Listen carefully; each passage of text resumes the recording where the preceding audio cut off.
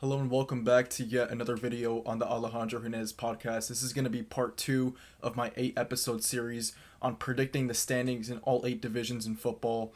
I did the NFC East a couple days back. Today I'm going to be doing the NFC West. And over the course of today and tomorrow, I'm going to be releasing pretty much the rest of the NFC. Today is going to be the NFC West. I may release both tomorrow, the NFC South and the NFC North. So I'll have those videos coming to you guys soon. And then after that, I'll obviously have the AFC. But when it comes to the NFC West, it's one of, I believe, among three of the best divisions in football. I'd rank it third behind the NFC North and the AFC West. I'd have the NFC North up top, especially with today's breaking news that Micah Parsons just got traded to the Green Bay Packers. It kind of validates my prediction on how the Cowboys are going to finish last in the NFC East. Now that they're without Micah Parsons, they did get Kenny Clark, but Micah Parsons is obviously, he's Micah freaking Parsons. It's a huge loss for the Cowboys. And I'm really shocked that Jerry didn't open his checkbook to make him the highest paid defensive end. But here we are. It's a new world. Jerry Jones is actually trading his star player. And the Packers made a huge move. And that's really going to, I guess, create a seismic shift in my predictions previously. Because I think I had the Packers getting last in the NFC North prior to that Micah Parsons trade. That's obviously going to switch up my opinion on the Packers. But enough talk about the NFC North. Let's focus on the NFC West. We got 4 good coaches and 4 good quarterbacks. I'd say we have above average quarterbacks in this division when it comes to Brock Purdy on San Francisco, Matthew Stafford on the Rams, Geno Smith, Sam Darnold now on the Seahawks, and then in Arizona we got Kyler Murray. So 4 pretty above average quarterbacks. I'd say top 15 to 20 quarterbacks in the NFL. And then the head coaches, you got Sean McVay, who's a top 5 head coach. Jonathan Gannon, there's question marks surrounding him in Arizona. Then you got Mike McDonald, who's going into his second year. Pretty successful first season. A winning season in Seattle as a rookie head coach is pretty impressive. And then you have, who's the other team? It's the 49ers, Kyle Shanahan, obviously. Probably another top 5 to 7 head coach in the NFL. So without further ado, let's get these predictions underway. At last place in the division, I'm going to have the Arizona Cardinals, who finished third last season, but I'm going to have them dropping to fourth, solely due to I think they jumped the Niners in the standings last season because the Niners had horrible injury luck. Obviously, let's hope that's not the case this season. I have high expectations for the 49ers. But for the Cardinals, I just can't take them seriously as a playoff contender or even, like, I don't think they're going to sniff playoff contention at all this season just given how competitive their division is going to be and how competitive the NFC overall is going to be this season. And I don't trust Jonathan Gannon yet as a head coach, and I don't trust Kyler Murray yet as a quarterback. Kyler Murray is one of those quarterbacks. I mentioned this in my quarterback rankings in the top 32 quarterback videos that I did. That I just think that Kyler Murray has a game or two during a season or a 3-game stretch when he looks like a top 5, top 10 quarterback, and he looks like he's going to live up to that number 1 pick potential. And then the rest of the season, it'll just be a bunch of mediocre performances. He can't really string along a consistent top 10 season, a 17-game season. He can't really sustain that level of success at the quarterback position. So that obviously I can't trust the Cardinals if their quarterback is not a consistent performer. They do have some pretty good weapons. They have Trey McBride, they got Marvin Harrison Jr., they have James Conner and Trey Benson in the backfield, but the weapons may be flashy, but I don't trust their offensive line. I don't think they're the strongest unit in the NFL. I'd say they're a below average unit on the offensive line. And on the defensive side of the ball, I believe Jonathan Gannon is making strides in terms of personnel. When he first arrived in Arizona, their personnel wasn't the best. It has improved. They added Josh Sweat this offseason, signed him to a 4-year, $80 million contract. That's a big move. They drafted Walter Nolan in the first round. However, he's going to be on the PUP list, which is the physically unable to perform list, for the first 4 weeks of the season. He's going to be on IR to start the year, which isn't a great sign. He was an interior lineman that they drafted in the first round. Then in the second round, they took a risk with Will Johnson, who's another injury risk, coming off a huge knee injury. If Will Johnson's able to live up to his full potential, then he's going to be a great selection in the second round as he fell all the way to them. But there's a reason that he did fall to them. It's because of his injury concerns. And if he can't stay on the field, then he's really not going to be able to help that Cardinals defense. So really, with all that being said, they have an injury-prone corner. They got Budda Baker, who's one of the best players on his side of the ball in defense, one of the best safeties in the league. Josh Sweat, but other than that, it's just a bunch of guys on that Cardinals defense that didn't really mesh well together last season. They weren't really considered a top unit in the NFL. So with all that being said, I'm going to have the Cardinals being last place in the division, have questions about their head coach, questions about their quarterback, questions about their offensive line, and their defense as a whole. So yeah, with those concerns, I can't really put them higher than last place in their own division. Now let's move on to third. I'm going to have the Seattle Seahawks, and to a lot of people's surprise, I'm actually going to have the Seahawks making the playoffs this season. I was a little bit skeptical of Sam Darnold when they made the move to pick up Sam Darnold. However, after watching the preseason, I'd mentioned this in my NFC East video, how my power rankings videos and my top 32 quarterbacks videos, my opinions and predictions in those videos can vary based on what I've seen in training camp and the preseason. Opinions change with new information coming to light. So I really liked what I saw from the Seahawks run game in the preseason. That was something that really caught my attention. And I think that's due to Clint Kubiak, their new offensive coordinator. I believe he is a massive addition to this team.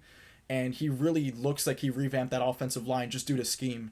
And we saw it last season when he was the New Orleans OC, what he was able to do the first 2 weeks of the season against the Panthers and the Cowboys. They put up like 100 points on those two teams back-to-back weeks. So we know the potential is there with his scheme, but that Saints offense just fell apart due to injuries. Derek Carr gone for the season, Chris Olave gone for the season, Shaheed gone for the season. They lost all their talent. And I believe now in Seattle, he's got some actual pieces to work with. He has Sam Darnold, who's capable of operating his offense off play action. He's one of the best throwers off play action in the league as long as he's protected. They drafted Gray Zabel in the first round, who looks already like a monster addition to that offensive line, along with Charles Cross. Then you also look at their weapons. They got Jackson Smith and Jigba, Cooper Kupp. They drafted Elijah Arroyo in the second round, who's a pretty good pick there in the second round. He's probably going to end up taking that tight end one role sooner rather than later. And I think Seattle's a team that really no one's really paying attention to.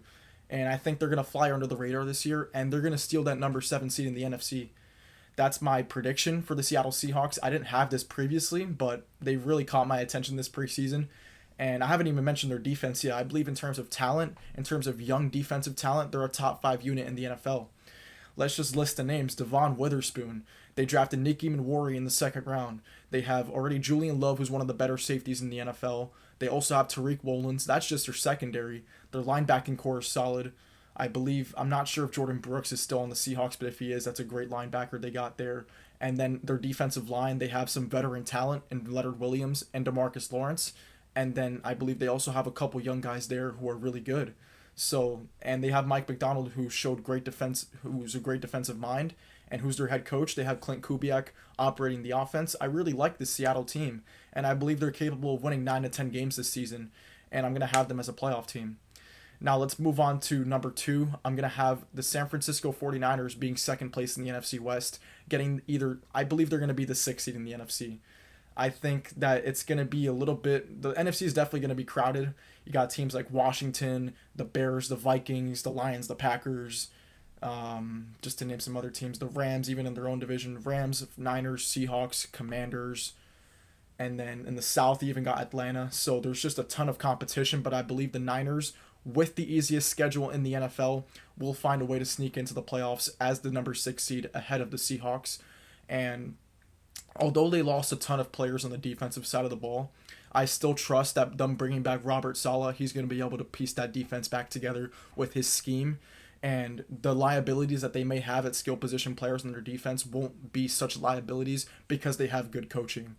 And although they lost Charvarius Ward, they lost Hufanga, they lost, I believe, Dre Greenlaw, they lost those players. I believe that they're going to be able to recover from that.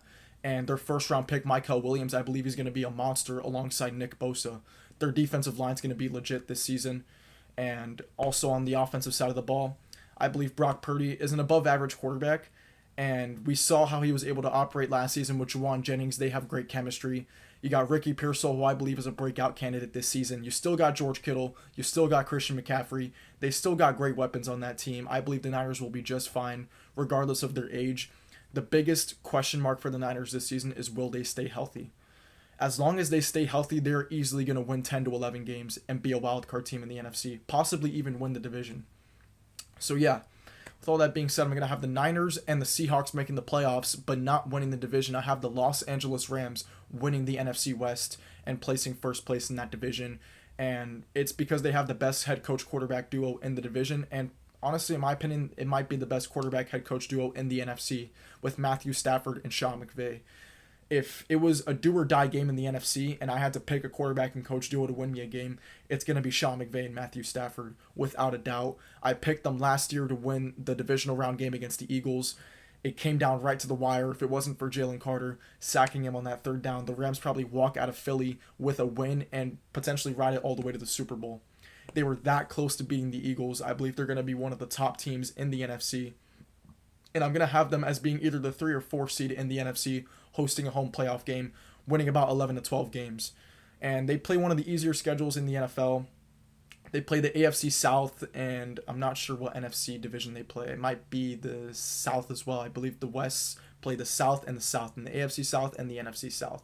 So it's a pretty easy schedule for the Los Angeles Rams this season. They're not going to be playing any heavyweight contenders across the league, which means that they're going to be able to ride that schedule pretty easily. And this prediction really is lying on the fact that Stafford's going to play all 17 games. That's obviously a question mark heading into this season with his back injury. But if Stafford does play all 17 games, then the Rams will easily win this division.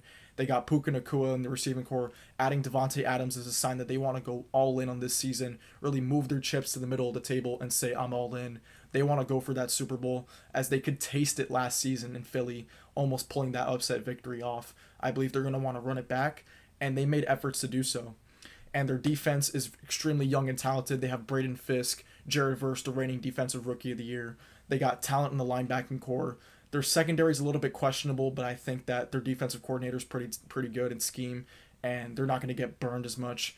But I really do trust the Rams. I trust Stafford. I trust McVay. They are the best head coach quarterback duo in this division, and that's why I have them winning the NFC West. And that is going to be it for this video. Just to quickly summarize my points, I'm going to have the Cardinals finishing in last place. Can't trust their quarterback, can't trust their head coach. Not really sure about their offensive line or their defense, so I'm going to have them last. Then coming in third place, making the playoffs as the number 7 seed, I'm going to have the Seattle Seahawks. I'm putting my faith in Sam Darnold and Clint Kubiak to run that offense effectively. And I'm also going to put faith in Mike McDonald that he's going to get his defensive talent together and really create a bona fide unit. So I'm going to have the Seahawks being the number 7 seed. The Niners placing second place in the division, winning about 10 to 11 games, being the number 6 seed in the NFC. And the Los Angeles Rams becoming first place in the NFC West, once again repeating as NFC West champions, hosting a home playoff game as either the 3 or 4 seed. And that is going to be it for this video, and I will see you guys soon when I release my NFC North predictions.